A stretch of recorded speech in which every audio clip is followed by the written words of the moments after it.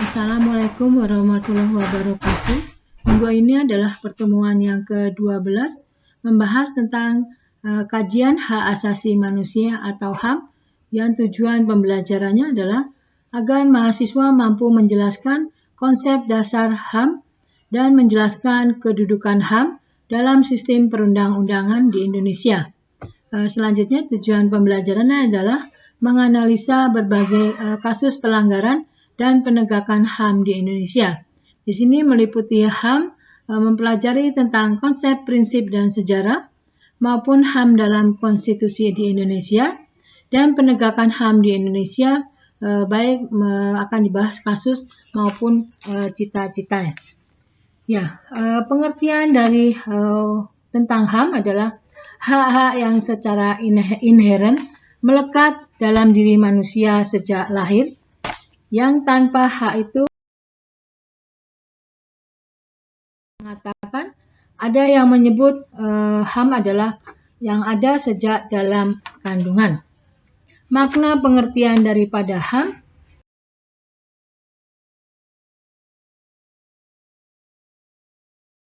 setiap manusia sejak ia dilahirkan ke dunia. Dengan hak alamiah ini, maka tidak ada seorang pun yang diperkenankan merampas hak tersebut dari tangan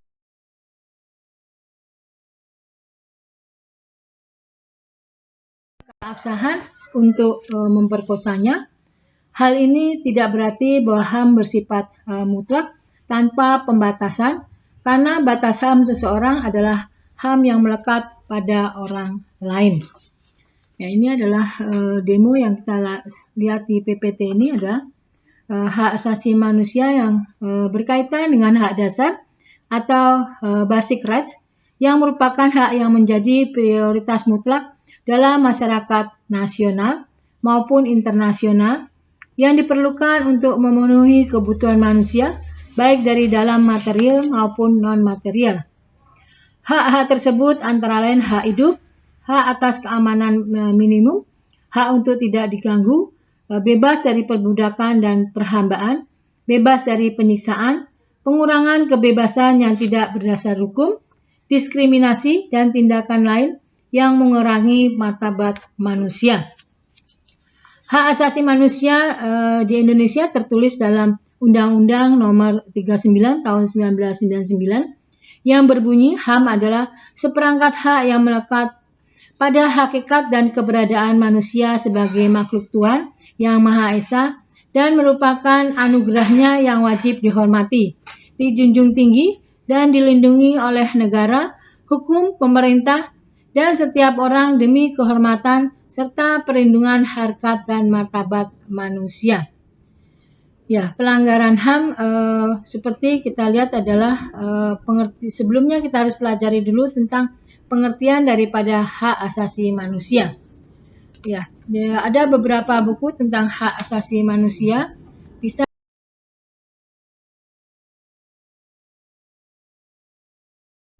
Yang pertama bisa dilihat pada hak asasi manusia pribadi atau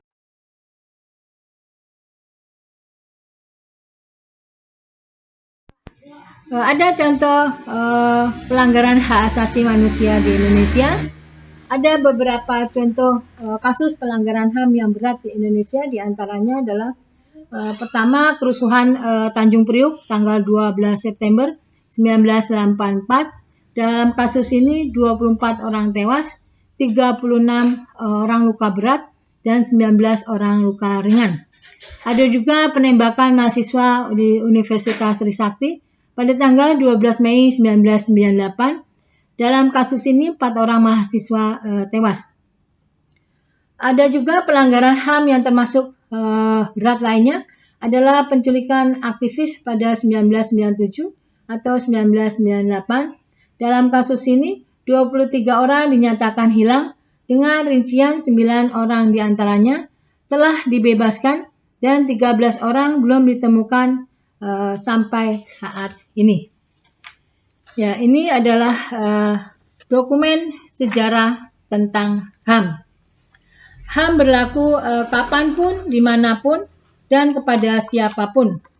HAM tidak boleh diganggu-gugat dan tidak bisa dicabut begitu saja. Sejarah mencatat telah terjadi peristiwa besar di dunia ya, sebagai suatu usaha untuk memperjuangkan dan menegakkan HAM. Ya, dalam dokumen-dokumen sejarah tentang HAM, tonggak daripada kemenangan HAM terjadi ada di Inggris, dapat diverifikasi melalui berbagai dokumen kenegaraan yang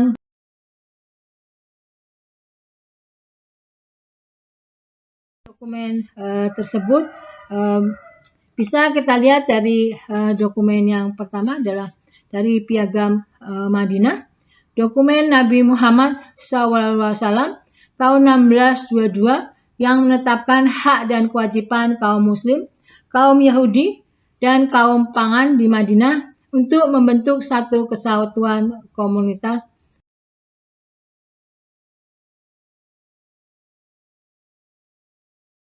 Magna Carta pada abad ke-12, Raja Richard yang dikenal adil dan bijaksana telah diganti oleh Raja John Lackland yang bertindak sewenang-wenang terhadap rakyat dan para bangsawan. Beliau dari Inggris ya, dari negara Inggris.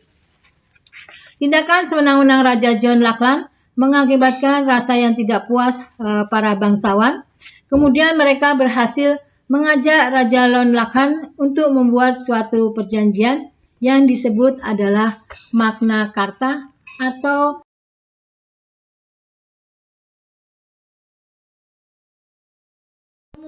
dokumen Magna Carta dicetuskan pada 15 Juni 1215 yang prinsip dasarnya memuat pembatasan kekuasaan raja dan HAM lebih penting daripada kedaulatan raja.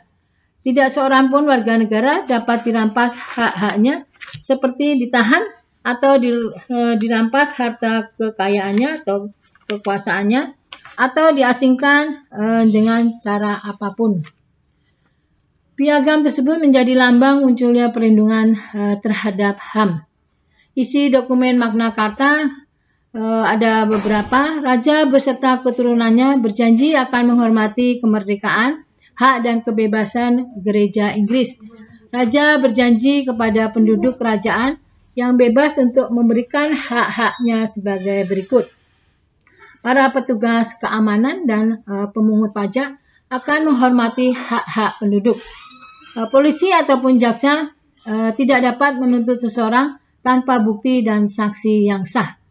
Seseorang yang bukan budak tidak akan ditahan, ditangkap, dinyatakan bersalah tanpa perlindungan negara dan tanpa alasan hukum sebagai dasar tindakannya.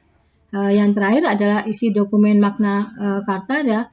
Apabila seseorang tanpa perlindungan hukum sudah terlanjur ditahan, Raja berjanji akan mengoreksi daripada kesalahannya. Ya, selanjutnya ada dokumen Petition of Rights berisi pernyataan-pernyataan mengenai hak-hak rakyat beserta jaminannya, atau disebut juga dengan Bill of Rights tahun 1689. Petisi tersebut diajukan oleh bangsawan kepada raja di depan parlemen pada 1628. Petition of Rights ditandatangani oleh Raja Charles pertama. Isi dokumen Petition of Rights secara garis besar menuntut hak-hak sebagai berikut. Pajak dan pungutan istimewa harus disertai persetujuan. Warga negara tidak boleh dipaksakan menerima tentara di rumahnya. Tentara tidak boleh menggunakan hukum perang dalam keadaan damai. Yaitu adalah Bill of Rights.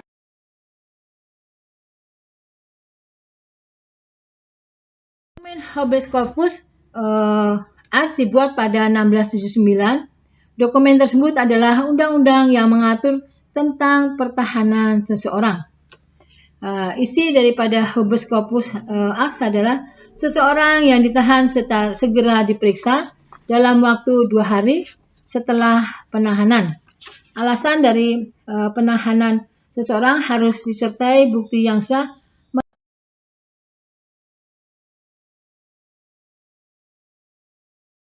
Undang-undang yang dicetuskan pada 1689 dan diterima oleh Parlemen Inggris.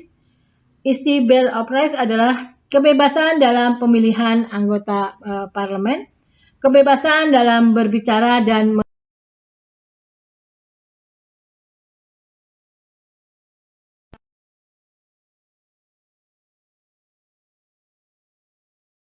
warga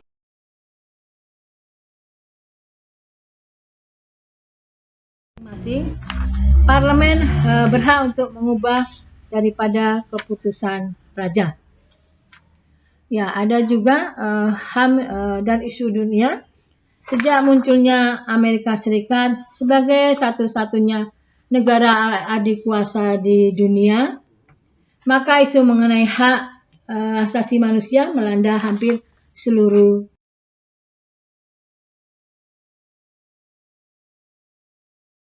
Ya. Ada HAM dalam dokumen di Indonesia. Indonesia sendiri telah mencantumkan beberapa hak asasi baik dalam Undang-Undang 1945 maupun dalam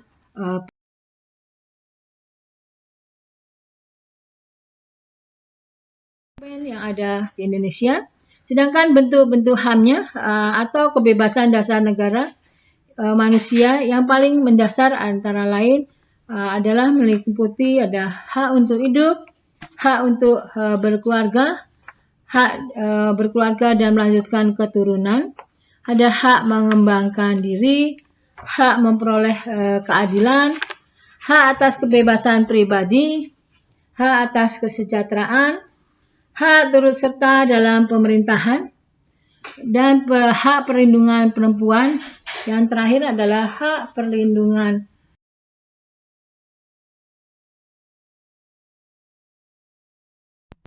kita ketahui.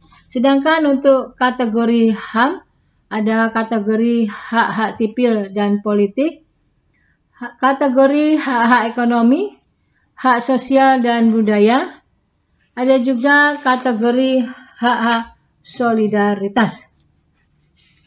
Ya, kita ketahui bentuk pelanggaran HAM di sini. Pelanggaran HAM sering terjadi dalam kehidupan sehari-hari. Contoh kasus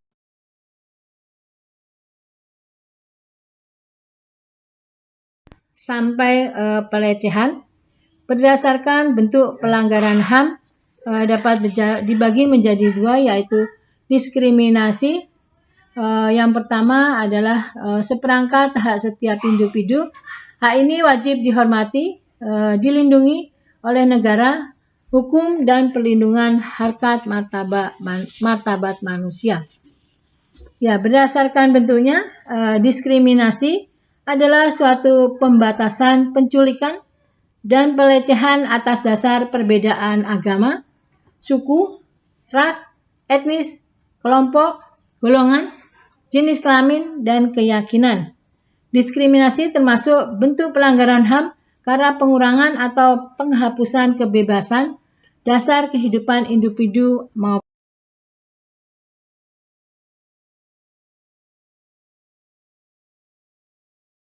perbuatan yang dilakukan secara sengaja oleh kelompok atau seseorang.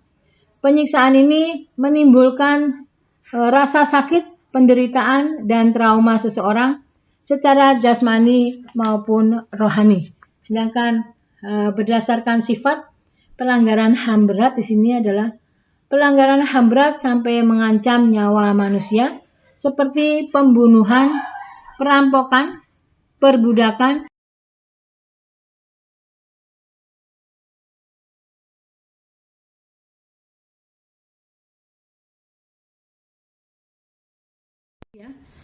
tentang kasus pelanggaran HAM yang ada di Indonesia ini ya.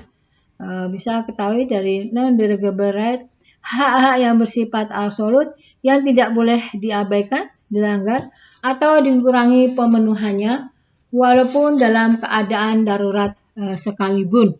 Ada hak atas hidup, hak bebas dari penyiksaan dan tindakan tidak manusiawi. Hak tahanan untuk diperlakukan secara manusia, hak untuk bebas dari perbudakan dan kerja paksa, hak atas pengakuan yang sama di hadapan hukum, hak atas kebebasan berpikir, keyakinan, dan juga agama. Ini adalah non-derogable dan derogable.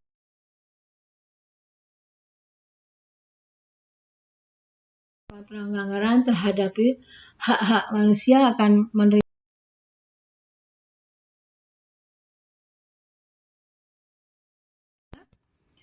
HAM dalam Perundangan Negara Republik Indonesia.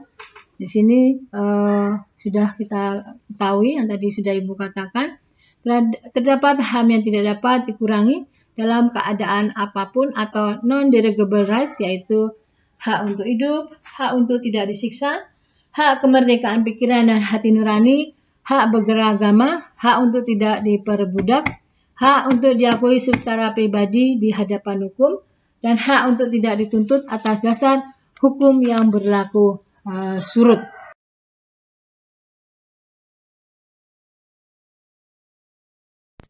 Indonesia ya, ada beberapa yang perlu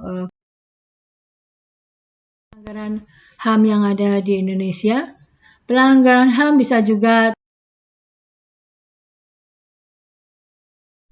contoh kasus pelanggaran HAM biasa yaitu kasus pencemaran yang ada di Laut Timur.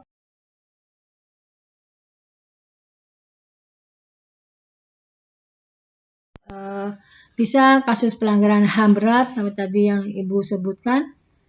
Kasus terbunuhnya ada juga kasus terbunuhnya Marsina 1994. Di sini Marsina adalah aktivis hak-hak pekerja di PT Catur Putra Surya, Porong, Jawa Timur.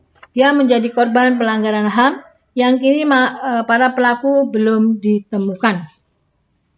Ada kasus Munir atau 2004. Munir Said Talim adalah aktivis HAM pada zaman Orde Baru.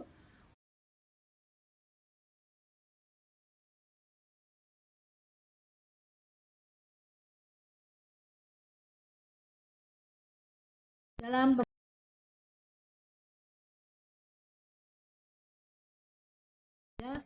menemukan racun arsenik dalam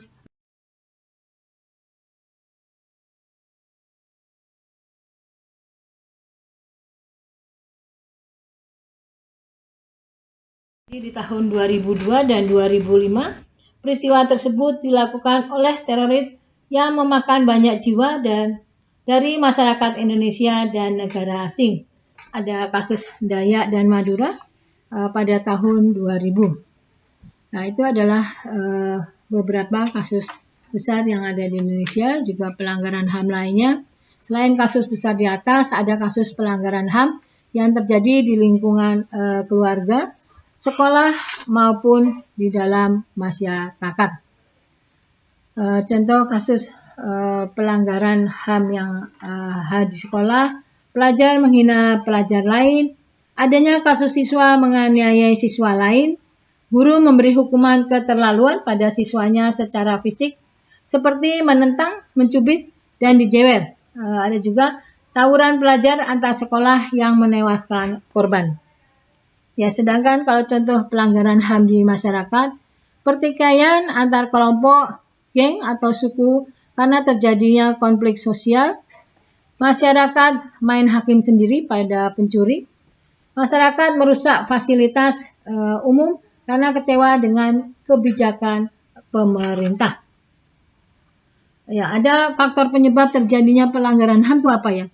Oh ya, kita bisa lihat dari faktor internal. Faktor internal berasal dari diri pelaku pelanggaran HAM. Faktor internal ini dilatar belakangi oleh sifat egois pada diri seseorang. Ada juga faktor eksternal. Faktor ini berada di luar manusia, namun mengubah individu atau kelompok melakukan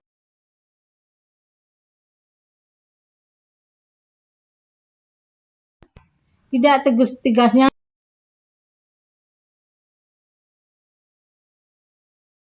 dengan sosial dan ekonomi yang tinggi. Ya, pelanggaran HAM dapat disebabkan oleh sedikitnya 4 hal. Ada kesewenangan, pembiaran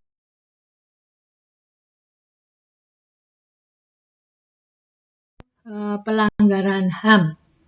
Ada sengaja melakukan pelanggaran HAM, pertentangan antar kelompok masyarakat.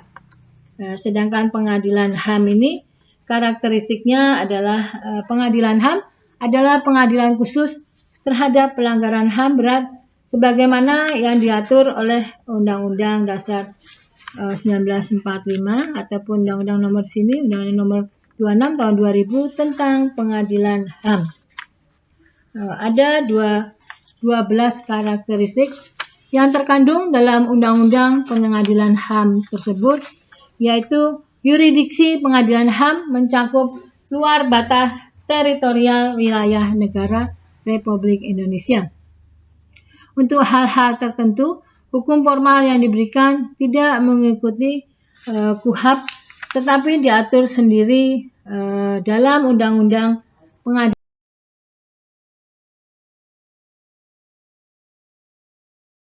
Karakteristik pengadilan